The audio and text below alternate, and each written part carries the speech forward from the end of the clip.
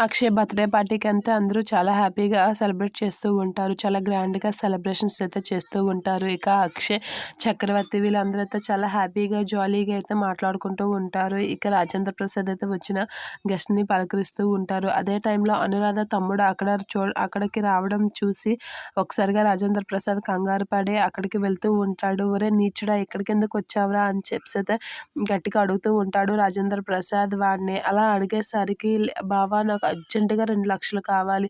అందుకే వచ్చాను. ఇచ్చేస్తే వెళ్ళిపోతాను" అని అంటూ ఉంటాడు. "నిన్ను ఎలా కొట్టినా తప్పులేదురా" అని చెప్పేసి కొడుతూ ఉంటాడు రాజేంద్ర ప్రసాద్. "అలా కొట్టినా సరే నాకు 2,00,000 ఇవ్వు, లేదంటే లోపలికెళ్ళి నిజం చెప్పేస్తాను" అనైతే అంటూ ఉంటాడు. అలా అనగానే రాజేంద్ర ప్రసాద్ మెడలో ఉన్న చైన్ తీసైతే వాడికి ఇస్తూ ఉంటాడు. అది చూసి పల్లవి ఒకసారిగా షాక్ అవుతూ ఉంటుంది. ఏంటి మామయ్య గారు ఇలా చేస్తున్నారు అనైతే షాక్ అవుతూ ఉంటుంది. వాడికి ఎవడికో చైన్ ఇవ్వడం ఏంటి అని షాక్ అయ్యి అలా చూస్తూ ఉండిపోతుంది పల్లవి. ఇక వాడైతే చైన్ పట్టుకొని లోపలికైతే వస్తూ ఉంటాడు. అలా లోపలికి వస్తూ కం కమల్‌నైతే ఢీకొని ఉంటాడు. అలా ఢీకొనగానే తన చేతిలో ఉన్న చైన్ అయితే పడిపోతూ ఉంటుంది. "అమ్మ బుజ్జిముండ, నీకేం దెబ్బలు తగలలేదు కదా" అని చెప్పేసి వాడైతే చైన్‌తో అంటూ ఉంటాడు. ఇక కమలున్న అక్షయ్ వాళ్ళైతే "ఇది మా నాన్న చైన్ కదా" అని అయితే చూస్తూ ఉంటారు. "ఇది మా నాన్న చైన్ నీకెలా వచ్చింది" అనంటే, "నీకోసమే వచ్చాను నేను. మీ నాన్న కోసం కాదు" అని చెప్పేసి అంటూ ఉంటాడు. అలా అనగానే అక్షయ్ ఒకసారిగా షాక్ అవుతూ ఉంటాడు.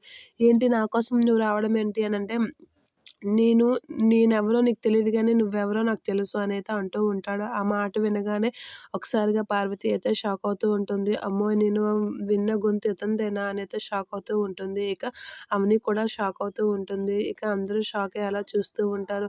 "అసలు నీ గురించే వచ్చాను. నీతో మాట్లాడడానికనే వచ్చాను. నీకొక నిజం తెలీదు. ఆ నిజం చెప్పడానికనే వచ్చాను" అని చెప్పేసి అంటూ ఉంటాడు. అలా అనగానే ఒకసారిగా పార్వతి, భానుమతి వీళ్ళందరూ అయితే భయపడుతూ ఉంటారు. అలా భయపడుతూ షాక్ అయ్యి అలా చూస్తూ ఉంటారు. ఇక పార్వతి అయితే ఏంటి నిజంగా నిజం చెప్పేస్తాడేంటి? అక్షయ్ నా కొడుకు కాదని నిజం చెప్పేస్తాడా ఏంటి? అనైతే చాలా కంగారు పడుతూ ఉంటుంది. ఇక భానుమతి కూడా చాలా కంగారు పడుతూ ఉంటుంది. ఇప్పుడు ఎలా వీడు అనురాధ తమ్ముడై ఉంటాడు అని చెప్పేసైతే చాలా షాక్ అవుతూ ఉంటారు.